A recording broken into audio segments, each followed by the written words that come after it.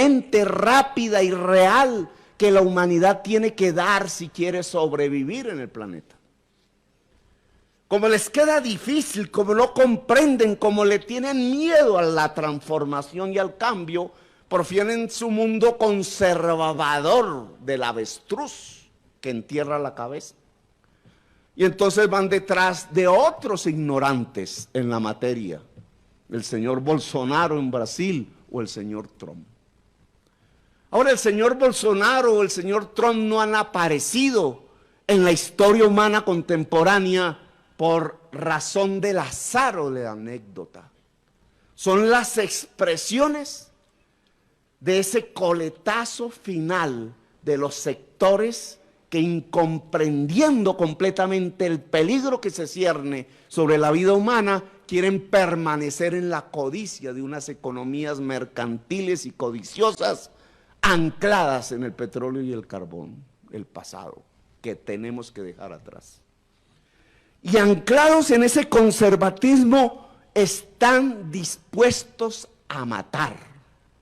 Por eso 1933, el preludio de una de las peores épocas de la humanidad, la barbarie.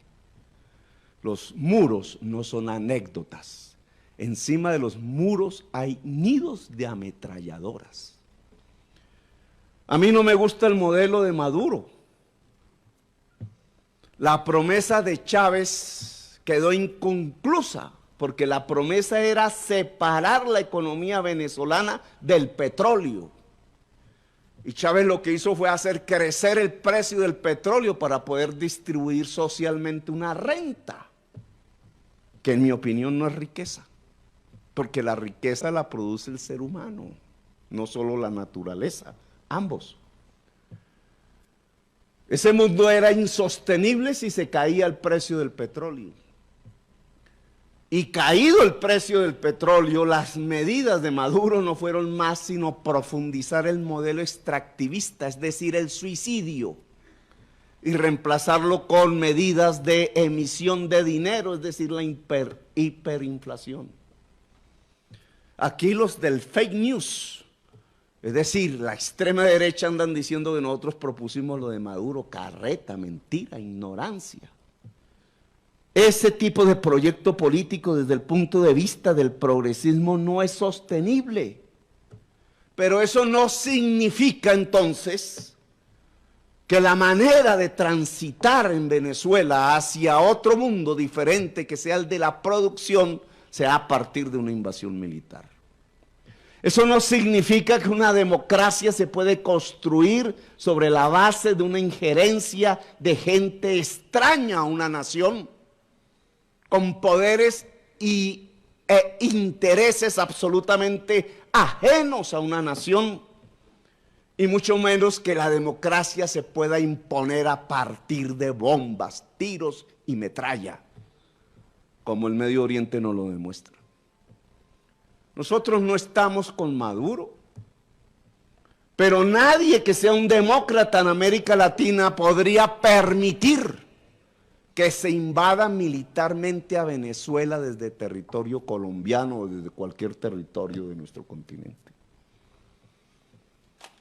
Porque una invasión va a desatar algo todavía peor, la barbarie. Lo que está hoy pensado, discutido a través de los medios de comunicación más importantes del mundo y de Colombia, como algo normal, es que al señor Maduro hay que sacarlo a la fuerza a través de una invasión extranjera. Eso no repite más sino lo que pensaba la oligarquía en 1973, hace ya casi medio siglo. Las fuerzas de la derecha que arrastran eso que llaman el centro, que arrastra clases medias que el mismo progresismo construyó en América Latina como en Brasil. De pobres a clase media, 30 millones en Brasil que después votaron por Bolsonaro, como sucede también en Colombia y en otras partes, ante el temor que les despliega, así sea instintivamente, esta situación, este ambiente, esta atmósfera en donde se sabe perfectamente que no podemos seguir viviendo como estamos si queremos vivir en el planeta, que no podemos producir y consumir como lo hacemos si queremos vivir en el planeta, que es un momento de cambios necesarios e imprescindibles para la vida. Ese temor al cambio los ha llevado a ser la cola del vagón de una derecha que ya no está pensando en la democracia. Uno de los datos de este momento es que la derecha en América Latina no está pensando en espacios democráticos para dirimir los conflictos. Está pensando en romper la democracia. La ha roto ya. Brasil es el ejemplo. Brasil, a pesar de ese espacio amazónico que nos ve, que los vemos como ajenos a nuestra historia, Latinoamérica, ese espacio en la política no existe. Es determinante en la política latinoamericana. Y lo que pasó en Brasil es un golpe de Estado contra un movimiento progresista y popular con todos los errores que haya cometido, incluido el de la corrupción, que amerita otros análisis y discusiones. Un golpe de Estado ponen preso al principal dirigente, el más popular, el que podía ser el presidente, Lula, obrero él, y viene el fascismo. Y ese cambio político premeditado, calculado, para hacer de la selva amazónica, compañero Arias, usted que ha estudiado el tema, cuyo terreno, tierra, es de las más fértiles del mundo, con la Orinoquía colombiana. Tiene un mapa aquí, Wilson, para mostrar quizás. Pues nos ha llevado a eso, a la codicia, a que esos terrenos tienen que producir soya para hacer carne. En la rama productiva que más genera gases efecto invernadero, es decir, la mayor responsable del cambio climático en la economía moderna de hoy. Bolsonaro ha cambiado la política de América Latina. Ha puesto una bandera, no es con votos, es poniendo presos, es matando, es dando golpes de Estado. Es 1973 en los códigos latinoamericanos. La derecha ha roto el pacto democrático que después de la caída de las dictaduras militares se impuso en América Latina, produciendo lo que llamamos nosotros la primavera latinoamericana. La primavera latinoamericana ha llegado a su final y la quieren enterrar en sangre. Delirio pesimista, ya lo veremos. La realidad, hay algo que la realidad es contundente, digamos. Hay retóricas de la derecha. ¿Cuántos uribistas en esas manifestaciones no ven ustedes aquí en Bogotá, incluso echando groserías y espuma contra el que consideran diferente? Retórica derechista. ¿Cuánta retórica izquierdista no hay? Venezuela es un ejemplo. Pero la realidad, cuando es violenta, es de guerra, acaba las retóricas. No solamente muere la verdad en la guerra, muere la retórica en la guerra. Son los hechos que pueden cambiar dramáticamente una sociedad completamente, para bien o para mal. La pueden volver salvaje, la pueden volver pueblos desplazados, errantes, el éxodo, como la sociedad siria o iraquí. La pueden volver caníbal entre ella misma, como vemos en el Medio Oriente, matándose entre sí por millones. La violencia colombiana todavía, allá lejana en los campos, no logra ser un reflejo actual de lo que es la verdadera violencia en el mundo contemporáneo. en los tiempos finales del cambio climático. La derecha latinoamericana ya puso su carta sobre la mesa. Se llama no democracia, se llama violencia, se llama guerra. Van presos los dirigentes progresistas de la época de la primavera latinoamericana, van muertos. Eso es lo que está pasando en Colombia. Esos 500 y pico líderes sociales es la primera cuota para invadir a Venezuela.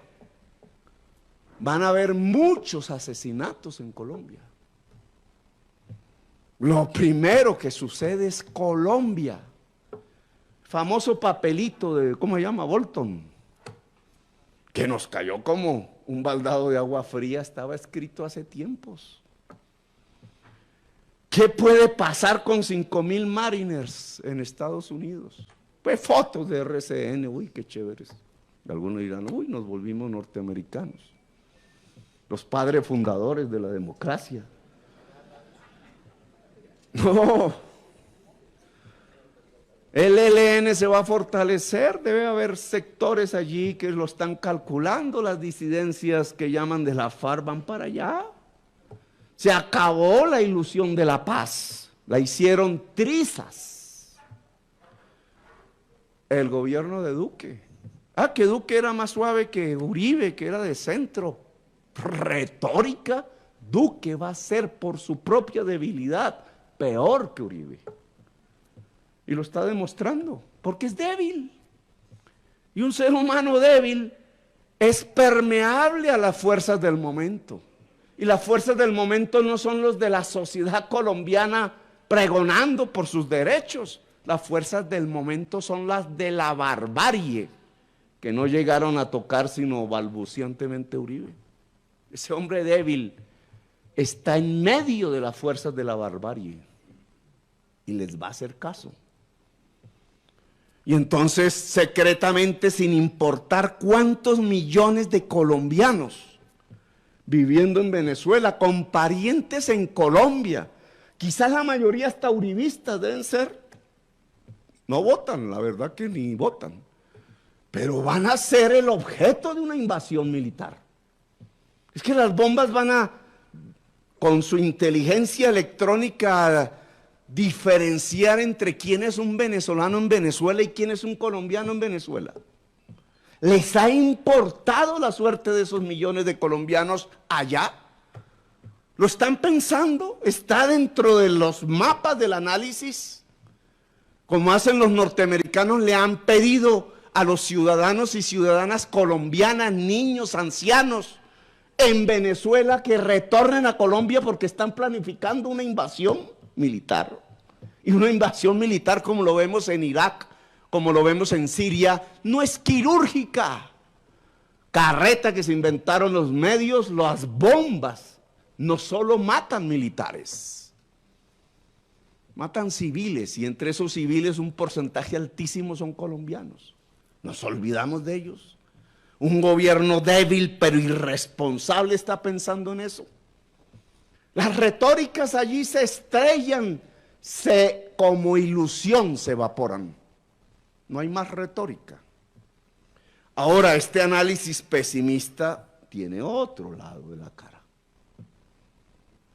Claro que es pesimista en torno a los momentos contemporáneos de la humanidad. Claro que puede haber una invasión así hayan perdido electoralmente en la OEA. Ni siquiera en la OEA el eje Trump-Duque-Bolsonaro ganó. Y perdió en el Consejo de Seguridad de la ONU. Luego, cualquier actividad militar en Venezuela es profundamente ilegal desde el punto de vista de los acumulados de la civilización humana. Pero intentan hacerla. ¿Cómo respondemos? ¿Cuál el papel de las fuerzas progresistas? ¿Cuál el papel de las organizaciones sociales en Colombia en estos momentos? Claro, si vamos a hace medio siglo, yo era un niño, tenía 13 años, para no volverme tan viejo, realmente hace como 45 años. Sí, exactamente. 1973. La respuesta del progresismo latinoamericano en general fue ir a las armas. La respuesta al golpe de Allende en general, contra Allende, en general, en toda América Latina, fue: aquí no hay más camino que las armas. Las guerrillas no se las inventaron los marcianos. Fueron el producto de la tensión política que América Latina vivió. Historia desconocida para los jóvenes de hoy e incluso olvidada por las generaciones maduras de hoy, que muy maduramente olvidan el origen de la lucha armada en América Latina, que no fue una invención retórica, no fue producto del terrorismo malvado, sino que fue el producto de una lucha política que la derecha quiso que se librara a partir de dictaduras militares, de ausencia de derechos, de constitución, de Estado de Derecho. Chile, 1973. Generaciones de jóvenes por todas partes, incluida la mía, se fueron a las montañas y resistieron, unas, otras no. ¿Cuál es la respuesta ante el hecho que la derecha decidió romper el pacto democrático en América Latina? La misma de hace 45 años. Discusión, obviamente. Yo planteo una, puedo estar equivocado. El mundo del cambio climático, el mundo de los tiempos finales de la humanidad, solo puede resolverse a favor de la vida si las fuerzas de la sociedad misma, de la humanidad misma, producen una gran transformación, como decía Polanyi. La gran transformación es mundial, obviamente local, pero es mundial. Implica una enorme articulación entre fuerzas sociales actualmente existentes y políticas de tipo democrático real a escala global si queremos reaccionar ante la barbarie. Balbuceos ya hay, los chalecos amarillos allí, formaciones políticas allá, las nuevas tendencias políticas en Estados Unidos, etcétera. Y una Latinoamérica que todavía no sabe ubicarse en el mundo contemporáneo. Un sindicalismo que aún no sabe cuál es su papel. Unas fuerzas políticas, me refiero a las colombianas, que aún discuten en si Petro es tóxico de extrema izquierda y entonces hay que fortalecer un centro balbuciante en un mundo donde la retórica se acabó. Aquí no hay otro camino que la unidad, a pesar de las diferencias. En tiempos de barbarie, lo más suicida que puede existir es la dispersión. El proyecto de humanidad pasa por la humanidad misma articulándose. Es la humanidad la única que puede salvar la humanidad con el respeto de las creencias religiosas. Pero lo único que puede resolver los tiempos finales de la humanidad es la humanidad misma. Hay un proyecto alternativo. Si el problema es el cambio climático, la economía tiene que separarse del petróleo y el carbón. Los grandes intereses económicos y políticos y estatales ligados al petróleo y el carbón deben perder el poder. Si el problema es el cambio climático para la vida, las formas de consumo deben variar. La codicia debe dejar de ser el horizonte. El tener y el tener y el tener como agenda de la clase media debe cambiar por el ser y el ser y el ser y el experimentar y el vivir. Intensidades más grandes que caminar por un mall se pueden encontrar en el mundo de la cultura y del arte.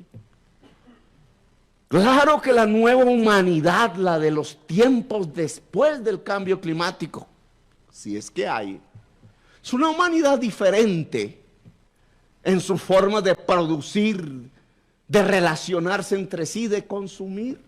No es una utopía, es una necesidad vital hoy.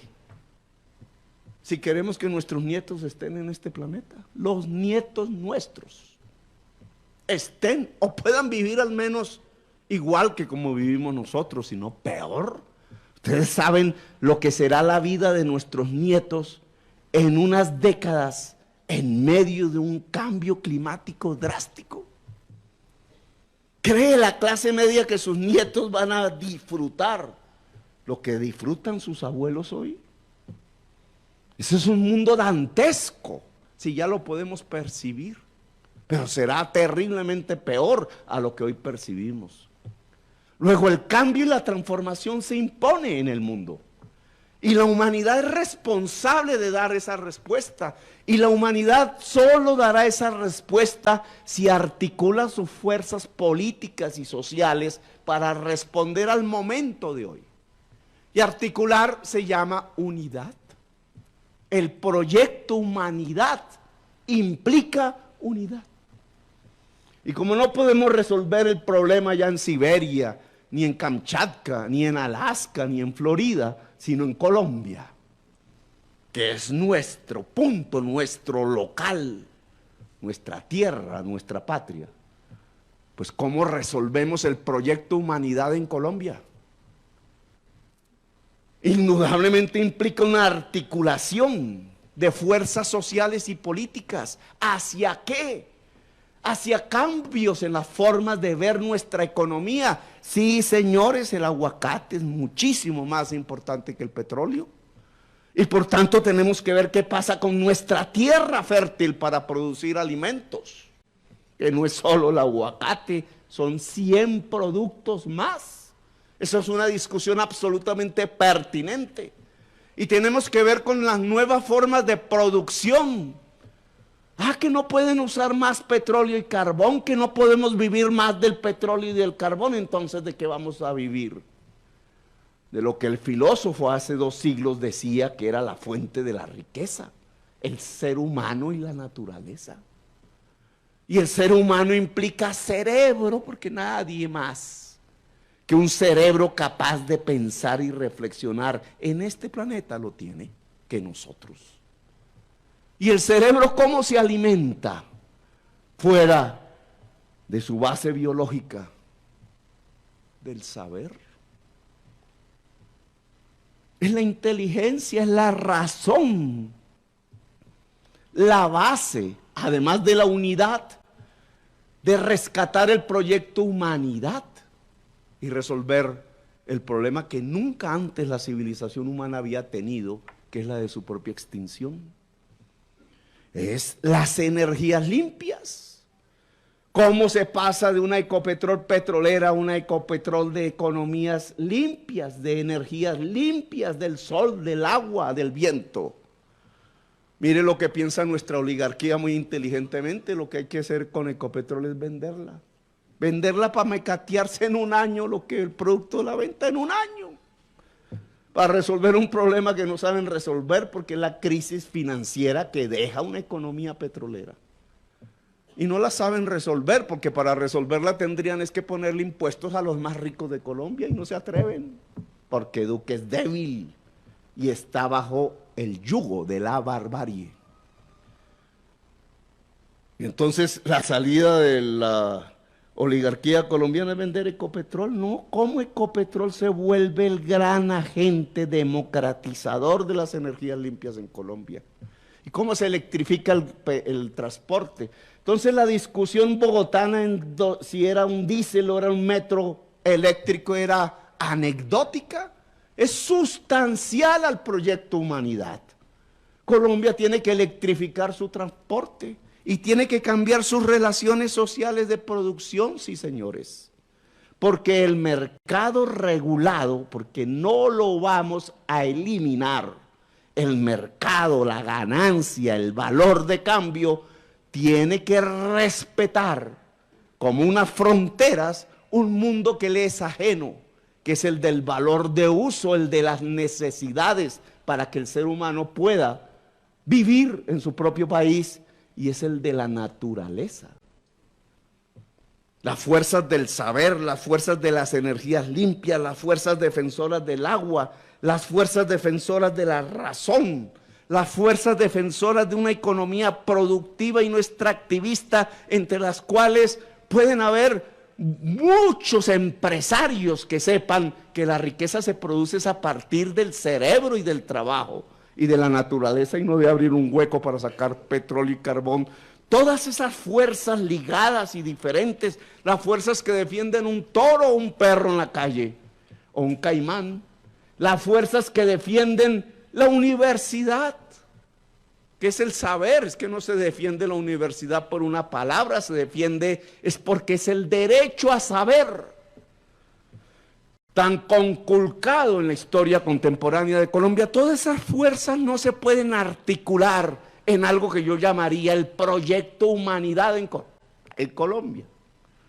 Y ese proyecto humanidad no tendría un eje hoy en estos momentos, que es la defensa de la paz, que es evitar que el ELN piense que como va a haber una guerra con Venezuela le van a sobrar los fusiles para armar 10.000, 20.000 en una retaguardia en medio de esa guerra, que es evitar que los actuales excombatientes de la FARC vean en la guerra una mayor posibilidad que lo que ofreció una sociedad anhelante de paz, que es evitar que el ejército de Colombia sea utilizado como cañón, como lo hicieron en la guerra contra Corea, en una guerra ajena y absolutamente bárbara e irracional, que le quita a los hermanos venezolanos la posibilidad de definir ellos mismos su futuro.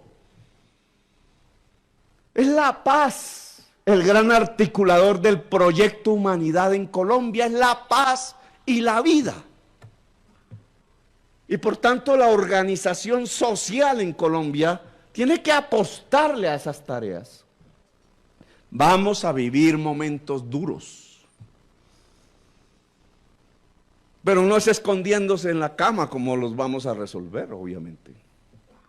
Vamos a vivir momentos más duros que en el inmediato pasado, en la época de la Unión Patriótica, o en la persecución de Uribe. Eso fue un cuento de niños a lo que estábamos a punto de vivir. Pero no es con dirigentes suicidas que prefieren el ego de su propia organización o liderazgo a la posibilidad de una articulación la más amplia posible, sin exclusiones, lo que nos va a permitir salir adelante. Es suicida la división. Y toda organización que esté planteando es que con este no me junto porque es tóxico, porque mire cómo habla, cómo pone verdades sobre el tablero. Y aquí es mejor la política correcta, los buenos modales, las palabras hipócritas, no decir la verdad, simplemente para acolitar un proyecto salvaje para Colombia y para América Latina. No, este proyecto que es realidad en la política colombiana hay que cambiarlo. La paz significa que tenemos que cambiarlo pacíficamente. Es decir, que lo que está planteando aquí este dirigente, que lo soy, la verdad sea dicha, puede que se esté equivocado, no es la misma respuesta de hace 45 años. No podemos responderle a la barbarie con las armas, que es la última de todas las opciones. Tenemos que responderle a la barbarie de hoy, que es mundial, pero que va a hacer de este territorio colombiano su escenario con la articulación de la humanidad, los instrumentos pacíficos para detener la barbarie, que implican saber, que implican unidad, que implican articulación nacional y global, que implican las tareas inmediatas que tenemos que construir para detener la guerra, tanto en el territorio colombiano como en el territorio latinoamericano, usando el territorio colombiano. La mayoría aquí, pienso, no quieren al señor Maduro.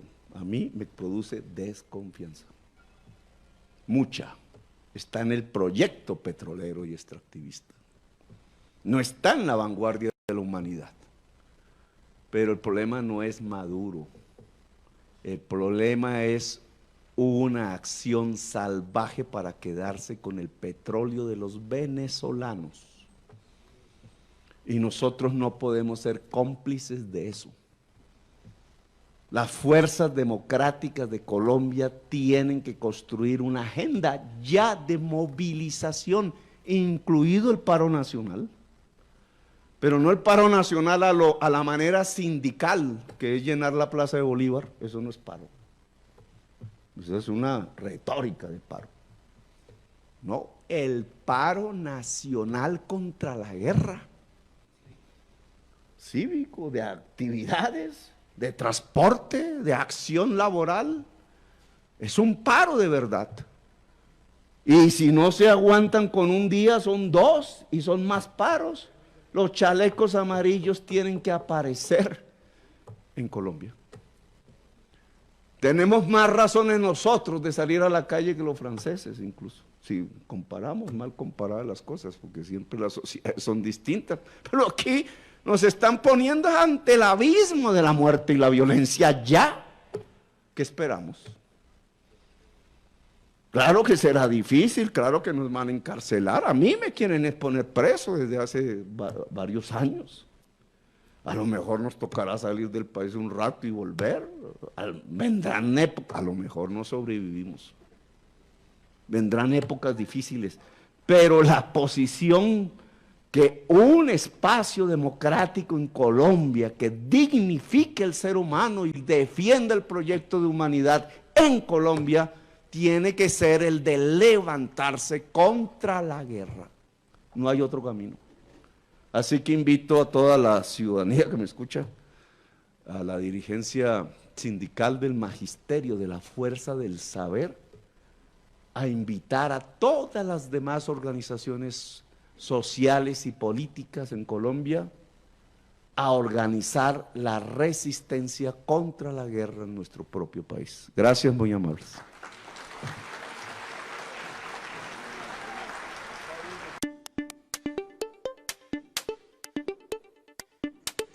Amigos de Pluralidad Z, gracias por hacer parte de nuestra comunidad. Si te gustó este video, compártelo y no olvides seguirnos en nuestras redes sociales. Pluralidad Z está contigo.